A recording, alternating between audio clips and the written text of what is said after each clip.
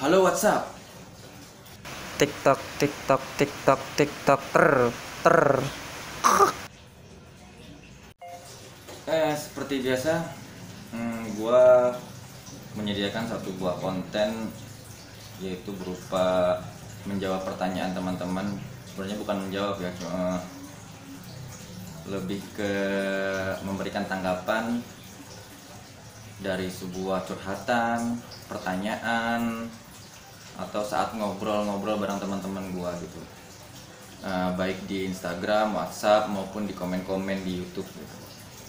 Kali ini gua khusus akan menjawab dan memberitakan tanggapan kepada teman-teman gue yang di WhatsApp gitu. Jadi beberapa banyak yang curhat lah ya, ngobrol-ngobrol gitu kan. Masih tentang ikan, tetap tentang ikan. Ngobrol tentang ikan itu memang seru ya. Jadi banyak hal sebenarnya yang bisa kita tanggapin dan menarik untuk dibahas gitu. Cuman ini ada beberapa pertanyaan yang menurut gua penting, cukup oke gitu untuk diangkat ke permukaan.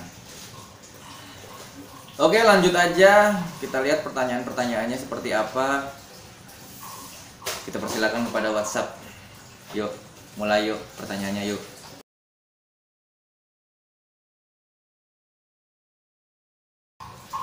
Oke, untuk pertanyaan pertama ini cukup ini ya. Sebenarnya menurut gua tiap orang yang main ikan itu pasti akan menemukan titik sulitnya menurut gua ya.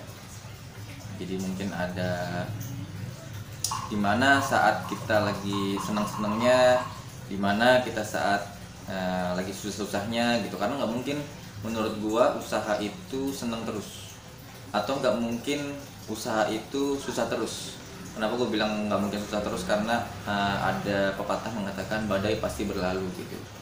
Jadi pasti kita akan menemukan kurva naik turun gitu.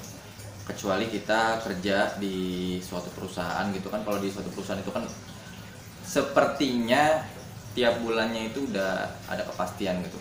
Tapi enggak pada yang wirausaha ya, wirausaha atau dagang-dagang gitu. Itu biasanya itu pasti akan menemukan titik-titik tertentu menurut gua gitu.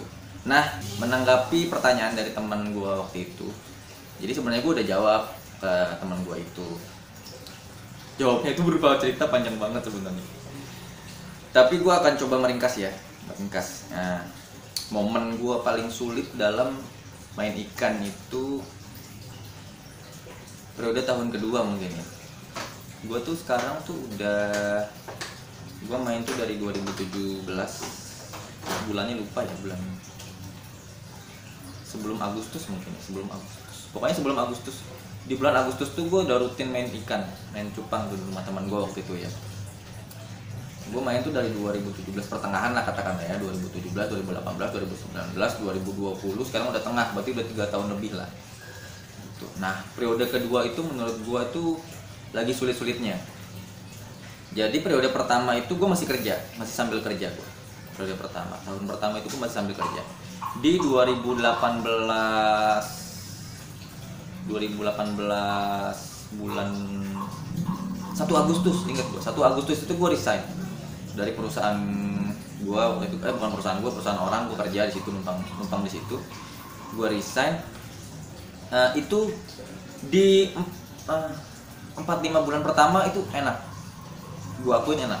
Maksudnya tuh gue menemukan, tapi gini, suatu hal yang enak itu nggak sesungguhnya enak terus ya menurut gue ya. Jadi hari pertama gue resign, terus besoknya kan gue langsung ibaratnya apa ya, merubah kebiasaan gue gitu. Jadi coba deh teman-teman, mungkin yang udah pernah di PHK atau resign gitu udah ngerasain banget ya. Cuman gue waktu itu ngerasain banget. Jadi pas gue awal resign, terus besoknya gue nggak ada pekerjaan gitu ya, itu kayak suatu hal yang aneh gitu, aneh banget. Jadi gue datang ke situ kan, biasanya gue kan nguras-nguras itu kan sore gitu ya, pulang kerja kayak sekitar jam 8 malam gitu. Gue nguras-nguras, pokoknya Sabtu Minggu baru gue rutin gitu. Terus itu tuh di hari Senin gue nggak ngapa-ngapain, cuma duduk doang. Dan dulu tuh gue belum ada temennya. Jadi dulu waktu di tahun kedua itu gue main ikan itu belum banyak yang tahu tempat itu sebagai tempat yang enak buat main ikan sebenarnya. Jadi dulu itu belum ada YouTube yang sempat rame dan udah nggak rame lagi sekarang. Jadi dulu tuh tempat itu belum dikenal sebagai tempat main cupang di Depok, belum dikenal. Jadi yang datang ke situ 1-2. Kayak dulu aja jualan kutu air tuh susah. Dulu tuh kutu air tuh jual itu cuman untuk apa ya namanya ya? Gue punya kutu air, terus gue masih makan, ada sisanya, ya udah kalau lo mau beli gitu. Dan itu belum dijadikan penghasilan utama dulu kutu air. Nah, tapi dalam hal jual cupangnya itu lagi enak-enaknya karena tahun 2018 akhir itu, pertengahan sampai akhir lah. Itu jual cupang tuh lagi enak-enaknya. Dulu lagi rame-ramenya. Pertama kali keluar Nemo, lagi rame-ramenya Hellboy. Nah itu lagi, pokoknya 4-5 bulan seingat gue tuh enak banget gue. Jadi abis resign, gue tuh gak nyesel. Gak ada penyesalan sama sekali gue resign tuh. Karena dapat duitnya enak. Gue bisa pulang kampung, gue bisa nyicil bayar utang dan segala macem lah, pokoknya enak. Setelah 5 bulan di 2019 awal itu wah madesu. Jadi itu kan sempat ada report Instagram, terus tapi sebenarnya nggak kena impact gua yang di report Instagram, tapi lebih kena impactnya itu karena memang orang lagi bosan main cupang aja. Jadi yang pembelinya itu lagi pada kayak pensiun dulu gitu segala macam deh. Pokoknya banyak banget yang tadinya main jadi nggak main gitu. Jadi menurut gua momen paling susah itu saat itu, periode itu gua sampai 2-3 bulan itu nggak nerima. Ibaratnya kan pas gua resign itu sebenarnya sistem udah berjalan dan kita itu udah bisa nerima gaji. Karena di tahun pertama itu kita nggak nikmatin gaji sama sekali karena duit itu benar-benar disimpan untuk ningkatin inventaris usaha gitu lah ya. Jadi gimana caranya ningkatin kolam, ningkatin ember, ningkatin toples, terus beli indukan bagus gitu. Dulu malah gua itu lebih ke gini, jadi gua dulu waktu usaha itu, pokoknya gua tuh setiap usaha itu gua berpikir gini, gimana caranya gua menghidupi usaha ini, bukan gimana caranya gua numpang hidup sama usaha itu. Itu sebenarnya yang perlu dipraktekin sama teman-teman juga ya. Jadi kalau teman-teman punya usaha itu jangan numpang hidup sama usaha teman-teman, tapi gimana caranya usaha teman-teman itu jadi hidup gitu. Jadi gua itu dulu itu sampai ibaratnya tuh indukan aja tuh pakai uang pribadi gua beli gitu. Karena gua pengen indukan cupang gua itu jadi bagus. Bukan gimana ya? Gua pengen cupang gua kedepannya jadi lebih bagus gitu. Karena memang kita harus akui bahwa kita itu perlu adaptasi sama yang lagi rame-ramenya gitu. Misalkan lagi rame-ramenya Nemo, terus kita masih main di ikan kita yang biasa, itu agak ketinggalan menurut gua. Jadi nah dulu itu banyak orang datang yang nanya ikan yang saat itu kita nggak punya. Contoh orang datang dari jauh-jauh gitu, dari Jakarta Utara gitu. Terus dia datang nanyanya, bang ada serit nggak? Nah kita nggak punya gitu kan. Akhirnya gue udahlah gue beli aja lah gitu. Memang dulu kan kas kan secekak-cekak gitu ya. Jadi menurut gue masih punya uang, ya udah gimana caranya gue beli indukan. Udah gue taruh aja di situ. Dan kalau ada anaknya juga gue nggak perhitungan masalah anak itu harus gue lebih banyak dan segala macam, enggak. Karena gue pikir itu udah usaha gue, dan gimana caranya usaha itu harus berjalan dan berkembang gitu. Nah di tahun kedua bulan kelima itu, ke-6, ke-7, ke-8 waktu itu benar-benar seret banget sampai benar-benar menghasilkan uang lah. Itu cuman jual kutu air doang. Karena memang yang namanya jual pakan itu pasti ada lah ya, walaupun dikit itu ya. Jadi waktu itu jadi malah mengandalkan banget di pakan, justru di pakan, jual ketapang kayak gitu-gitu. Ikan cupang itu nggak keluar gitu, nggak sama gimana ya, nggak, susah ngejual ikannya gitu. Karena mungkin kita nggak dapet new customer gitu. Karena sebenarnya kalau usaha itu gimana caranya kita dapat new customer, waktu itu kita nggak dapet new customer, jadi akhirnya ya udah bergelut di situ-situ aja gitu.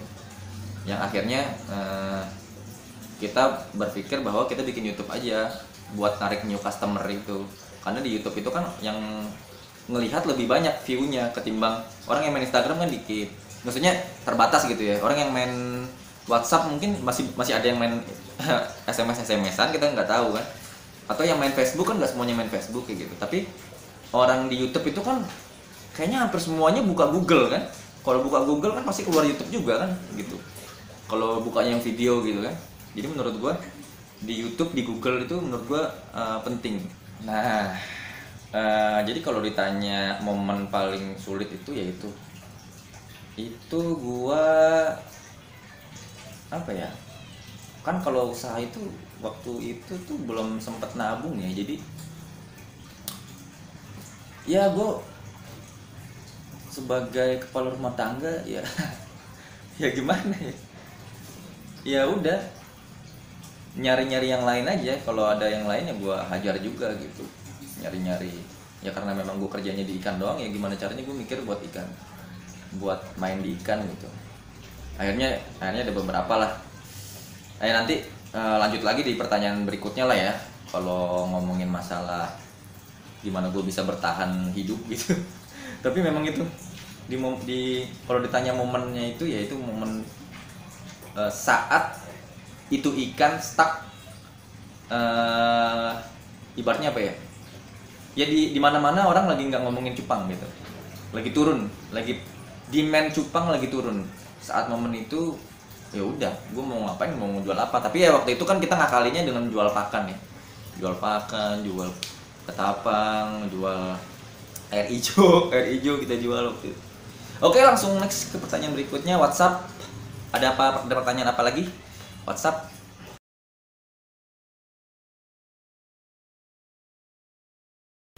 Aduh, kalau pertanyaan ini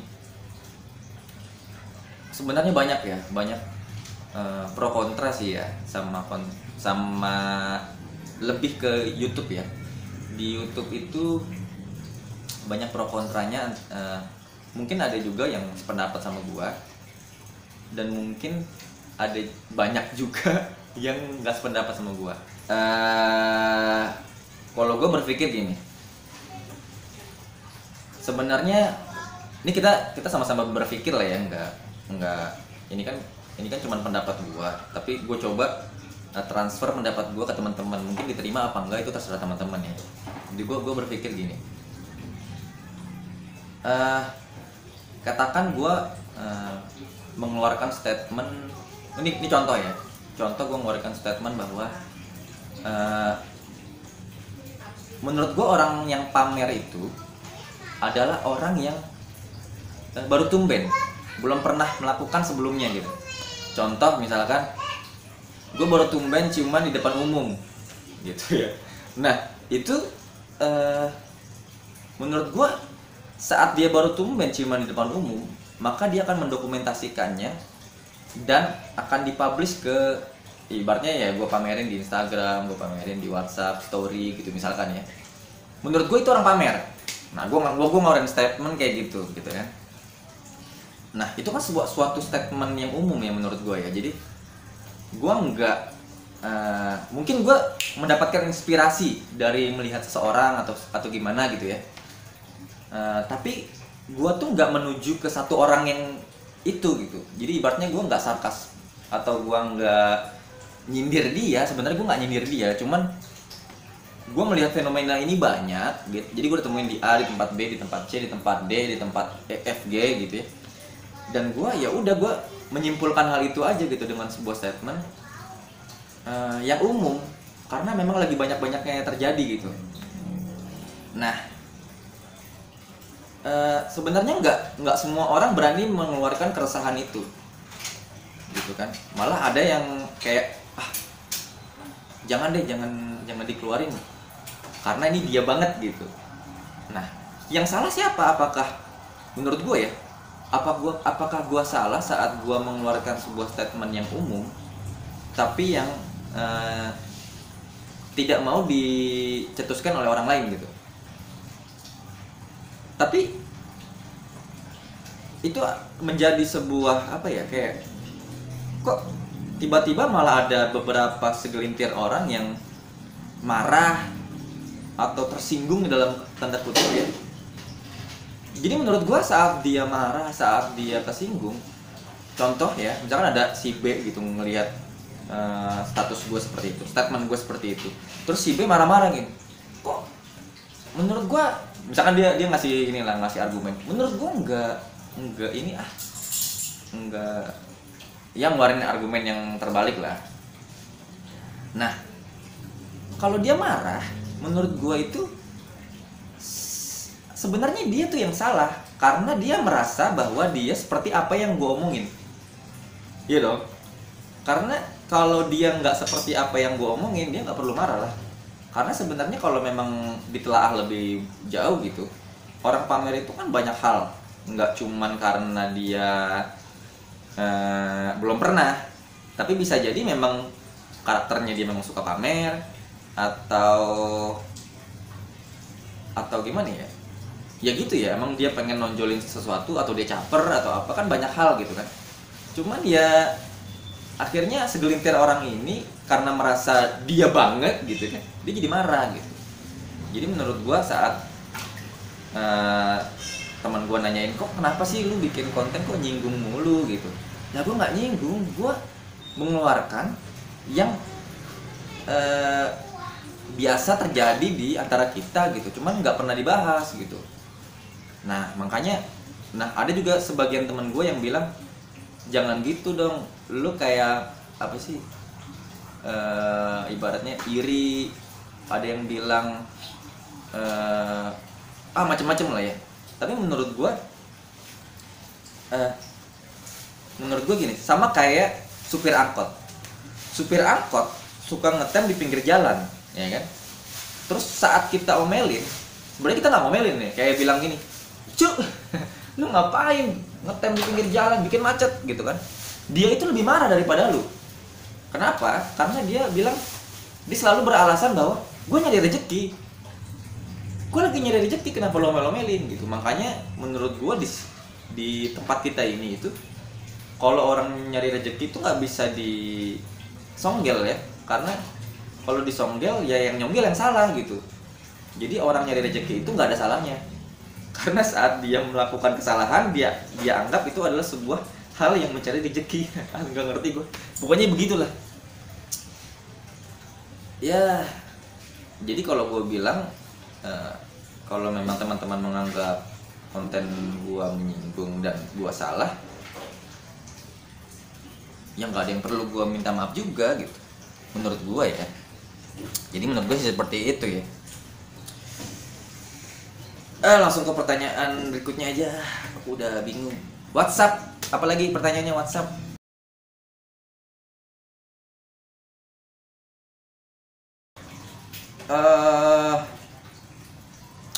Gimana caranya survive? Jadi gini,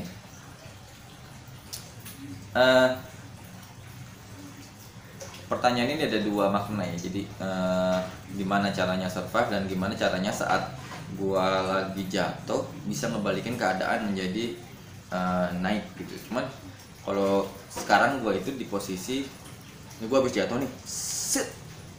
Nah terus belum begini gitu, jadi gua masih gitu, jadi perih.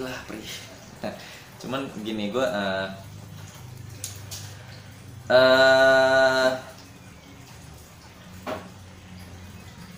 agak bingung sih gua tuh, karena gua masih belum menemukan sesuatu yang membuat gua bisa tenang dan nyaman dalam menjalani hidup gitu. Ngomong apa sih? Jadi kalau dikatakan gimana, paling gue paling bisa jawab gimana caranya gue bisa survive ya. Sebenarnya kalau gue bisa survive itu ya karena gue berada di lingkungan orang-orang yang bisa ngajak gue survive gitu. Kalau gue di lingkungan orang-orang yang ngajak gue bunuh diri juga mungkin gue bunuh diri gitu. Jadi sebenarnya titik gua jatuh dulu ya, mulai gua jatuh terus gua bisa nanjak gitu ya, mulai nanjak gitu ya. Jadi sebenarnya gua saat gua kan gua bubaran sama temen gua itu di baru tahun ini di bulan Maret 2020 ya. Itu ibaratnya itu sebenarnya nih di tempat yang kita bikin itu tuh ibaratnya tidur aja tuh udah bisa jualan di situ. Kenapa? Karena dalam 2 tahun ke belakang itu kita tuh gimana caranya nge-create bahwa tempat itu tuh tempat paling enak main ikan, main cupang terutama ya. Jadi tuh kita udah nge-create itu ibaratnya kita merem aja nih, orang tuh udah pada datang gitu. Yang penting kita punya barangnya, mau cupang kita siapin, kutu air, pakan-pakan segala macam kita hadirin, tempatnya kita sediain. Jadi ibaratnya tuh itu tempat tuh udah enak banget. Ibaratnya tuh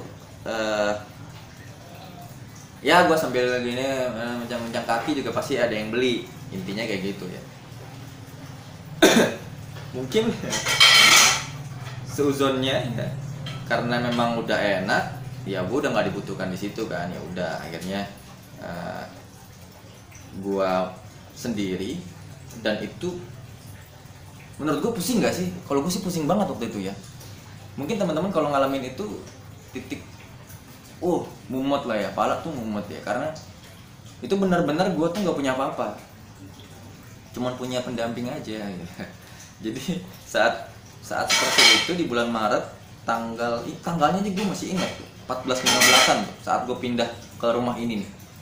Gue pindah rumah di Bojong itu lagi nggak ada ikan, karena memang ikan tuh udah gue bawa-bawain gitu. Nggak ada indukan, nggak ada ikan cakep, sama sekali nggak ada. Jadi di bulan Maret itu gue nggak punya ikan cupang.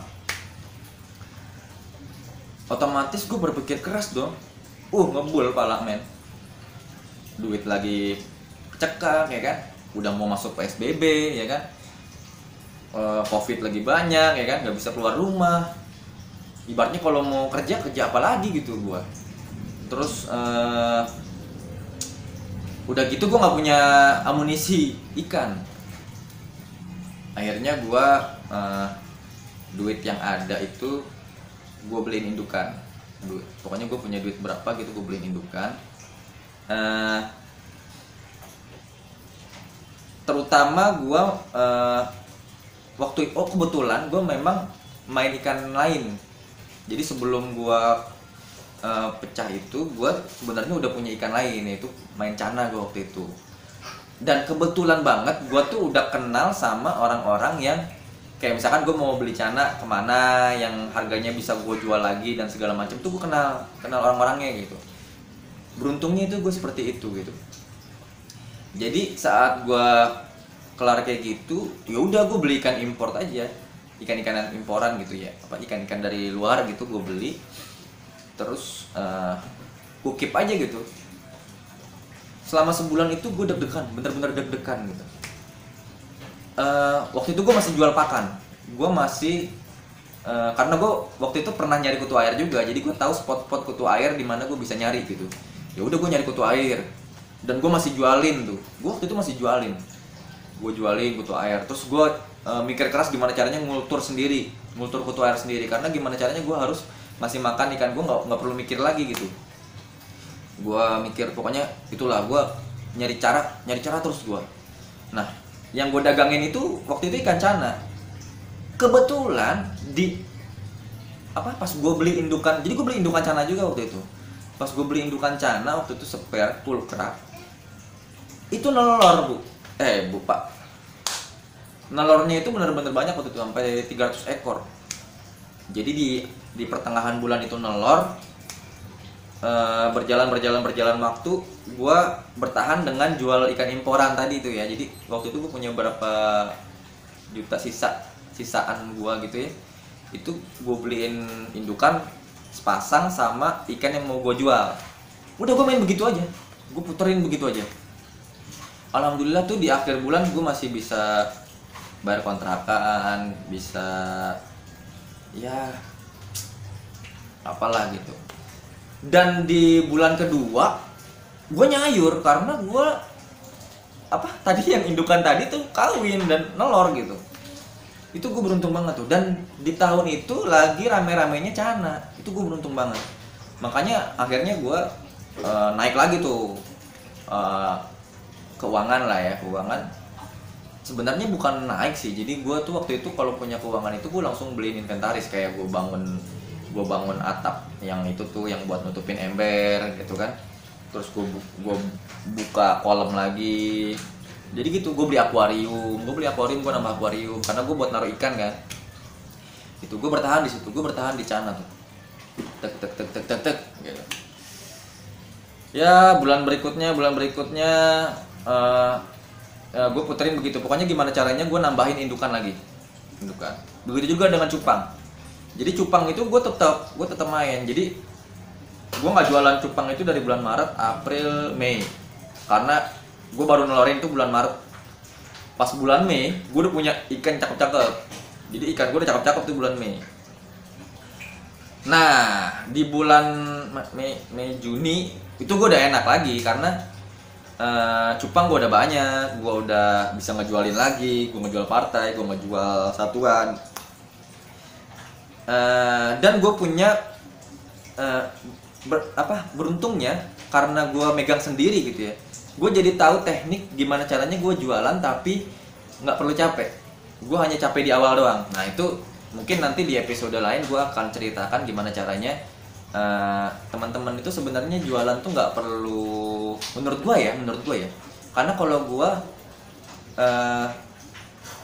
gue kan gini, banyak orang itu pengen jadi bos, dalam artian ya udah gue punya usaha, lu yang kerja, gue punya ide, lu yang kerja gitu.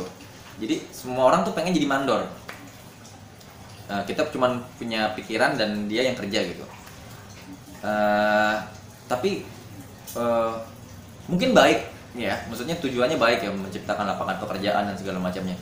Cuman enggak dengan gue tuh enggak sebaik itu gitu. Gue berpikir gimana caranya ya udah gue bisa menghandle semuanya sendiri. Karena gue berpikir saat gue buka lapangan pekerjaan, gue belum bisa menjamin orang itu akan damai selamanya sama gue. Karena sama aja gue punya anak baru nih, gue punya anak lagi gitu. Karena kalau punya anak itu gue nggak bisa menutup karirnya dia.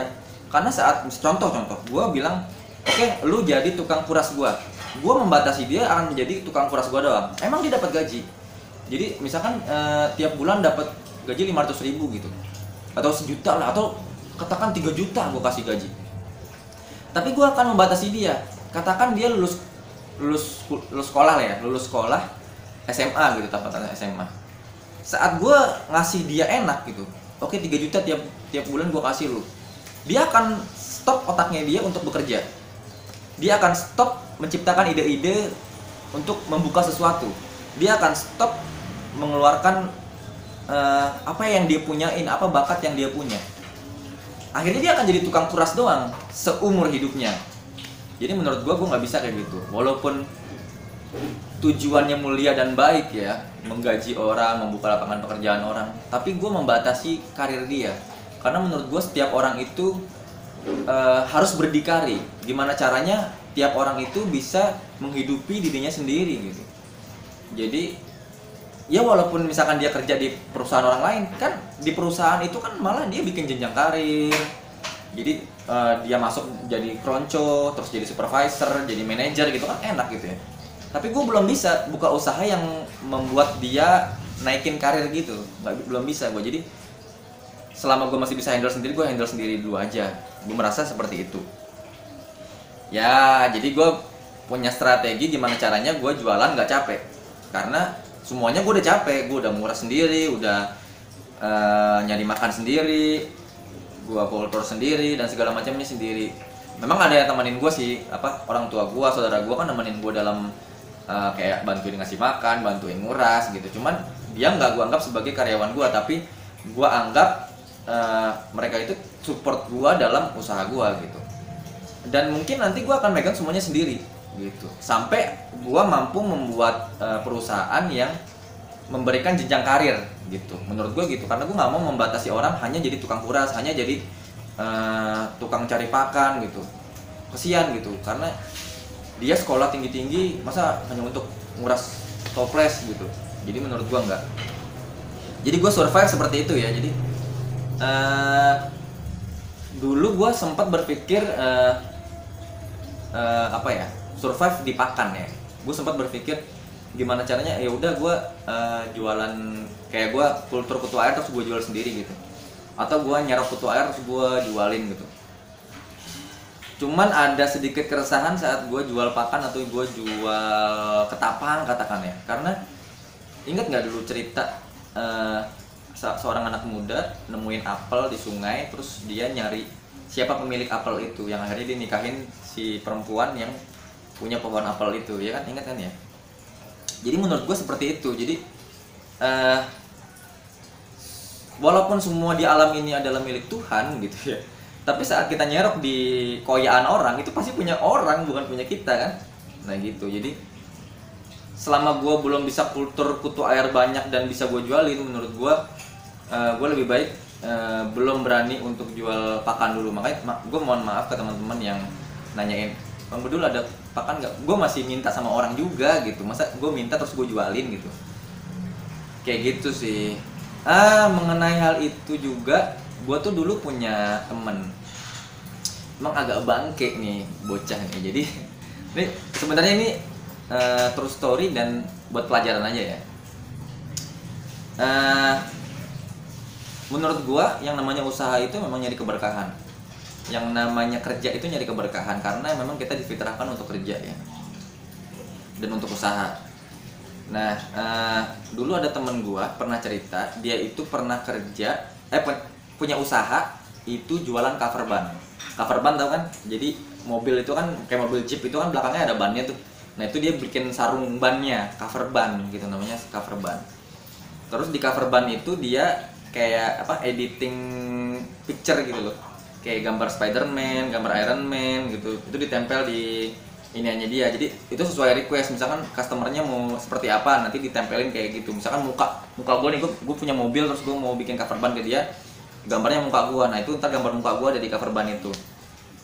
Nah suatu ketika akhirnya dia diminta lisensi apalah gitu ya, kayak apa sih, izin, itu kan jatuhnya kan gambarnya itu kan bukan gambar dia kan, dia kayak jiplak dari Google, ngambil picture langsung ditempel aja gitu kan, itu kan jatuhnya plagiat ya. Nah dia itu sempat berpikir bahwa wah ini kayaknya, dia mendeklarasikan sendiri bahwa itu suatu hal yang tidak halal dalam usahanya dia. Dia mendeklarasikan sendiri ke gua, dia juga ngomong ke gua. Dan dia akhirnya katanya pas mau nikah dia stop usaha itu, terus karyawannya dibubarin sama dia. Keren banget, top banget. Gua sempet apa ya, merinding dengarnya, dan berpikir bahwa aduh kok gue usaha juga ternyata masih ada yang kurang bagus gitu ya, karena gue masih ngambil kutu air di koyaan orang gitu kan. Jadi sampai segitunya dia usaha pengen yang ibaratnya halal banget lah ya. Gue tuh terenyuh, gue dengernya itu terenyuh. Sampai suatu ketika dia ke-gap sama gue. Gue nggak tahu ya, mungkin menurut gue seharam-haramnya orang mendeklarasikan dirinya untuk tidak bekerja itu, saat dia terdesak dia melakukan itu juga gitu. Menurut gue emang si goblok ini orang. Terus dia akhirnya ke-gap sama gue, dia jualan cover ban lagi. Dia bilang itu haram dan segala macam, udah wah the best lah. Terus pas masuk masa pandemi corona waktu itu ya, pas gue pecah itu Maret, pokoknya sekitar Aprilan lah, nggak jauh tuh dari gue pecah, pokoknya nggak lama itu dia ketahuan jualan di Instagram, promoin cover bannya lagi. Teman-teman ada yang mau gitu, itu gue chat dia, gue bilang, kata lu bukan, gue nggak sini sih ngomongnya, gue bilang gini, bang lu jualan cover ban lagi, gue pengen tahu aja tanggapannya dia. Itu gue didiemin mbak, gue didiemin kagak disapa, gue nggak di, iya nih harusnya apa ya, dia harusnya ngasih statement lah kayak apalah gitu. Memang dia memang menurut gue tuh brengsek gitu. Kenapa gue bilang brengsek? Karena dia menurut gue, ini suuzonnya gue, dia salah satu yang menyebabkan gua break juga. Apa bukan break, pecah lah ya. Gua sedikit cerita aja ya, gua memang pengen banget nih cerita dari ini udah lama gitu. Gua sedikit cerita aja. Jadi ini ada hikmahnya sih, ntar teman-teman ngambil sendiri aja hikmahnya, terserah teman-teman ngambil hikmahnya negatif atau positif ya. Jadi saat seminggu sebelum konflik gua bubaran itu, gua tuh orangnya demen curhat sebenarnya, curhat dan cerita aja gitu, ngobrolin. Nah, gua waktu itu ngobrol ke 3 orang, ke 3 teman gua, dan memang dia pemain ikan juga, dan sering main ke kandang. Nah, gua curhat ke 3 orang ini, nyurhatin partner gua, temen gua.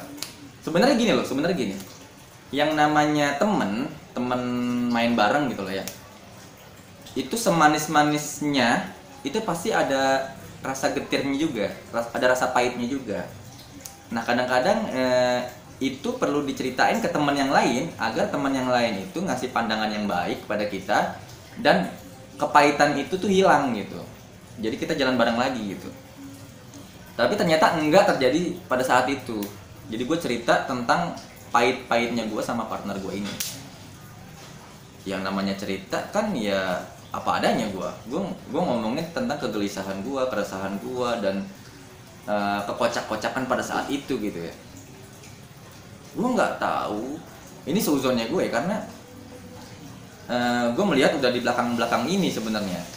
Dulu gue nggak curiga tentang hal itu, cuman lama-lama gue curiga sama nih orang bangke ini gitu. Ya udah akhirnya soalnya tuh permasalahannya itu hal sepele banget gitu, cuman gara-gara ketersinggungan itu yang tadi gue bahas di awal itu, cuman ketersinggungan masalah sebuah konten, sebuah postingan gitu, dan itu juga bukan ditujukan kepada orang yang gue tuju gitu. Gue ibaratnya gue nembak ikan gabus yang kena ikan cupang gitu. Ya udah, jadi gimana gitu. Sebenarnya gue nggak menyesalkan hal itu ya, karena banyak hikmah yang bisa gue ambil, banyak pelajaran yang bisa gue ambil dari sebuah kejadian itu.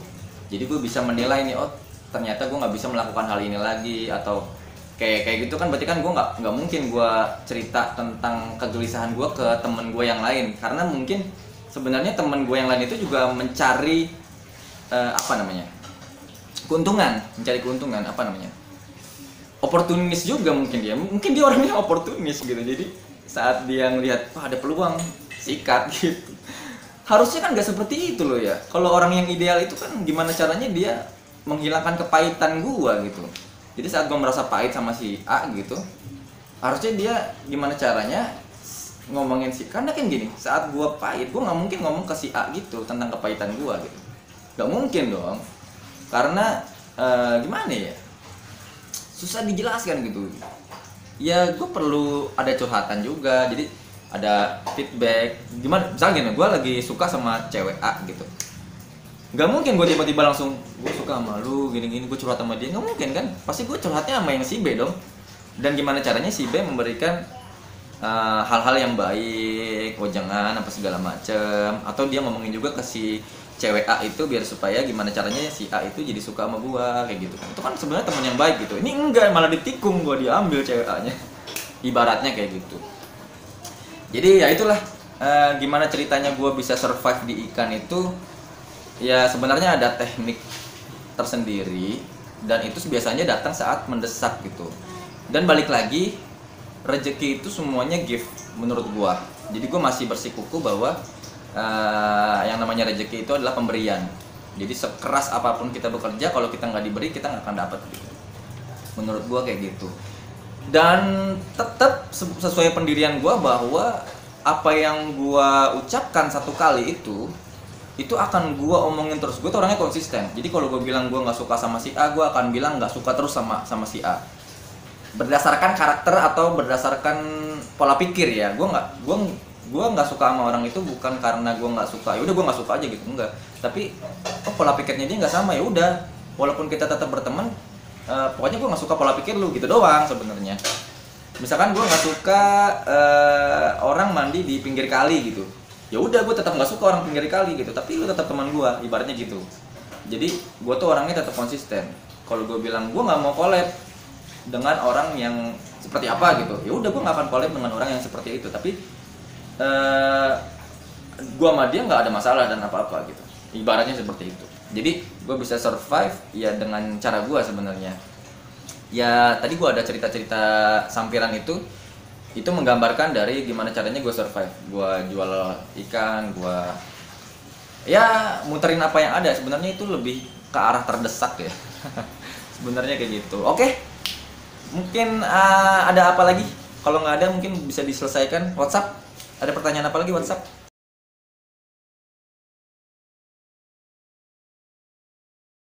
Gue nggak tahu. Gue nggak bisa bilang dengan sombongnya gue nggak akan kerja lagi.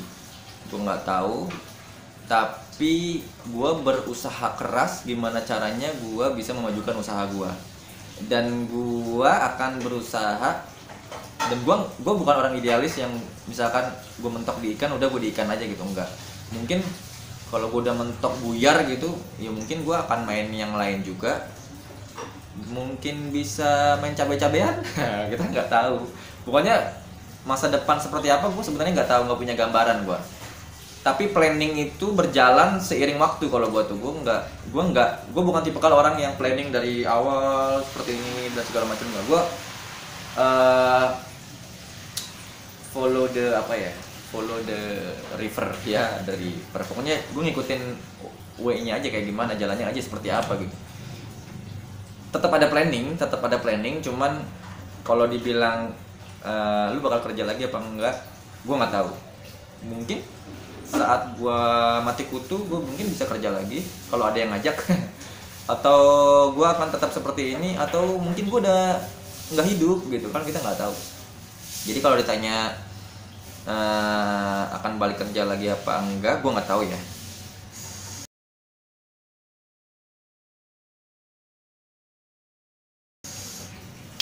Oke WhatsApp, terima kasih banyak atas pertanyaan-pertanyaannya.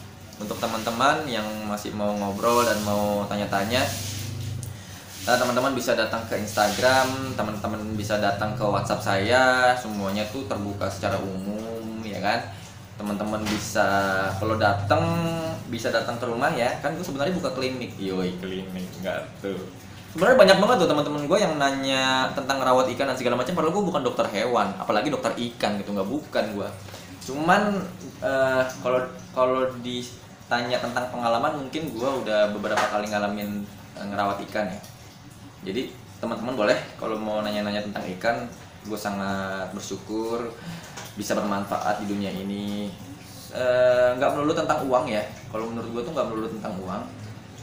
Asal gue bisa bermanfaat itu gue seneng, karena kalau gue udah nggak bermanfaat mungkin gue udah mati di dunia ini, udah nggak ada gue di dunia ini. Karena selama gue hidup pasti gue bisa bermanfaat untuk orang gitu. Oke, terima kasih. Untuk WhatsApp tolong jangan dihapus akun WhatsApp maksudnya, karena BB Messenger udah dihapus. Kita nggak tahu kedepannya kita masih menggunakan WhatsApp atau WhatsApp atau WhatsApp. Terima kasih. Ya udah, cukup sekian.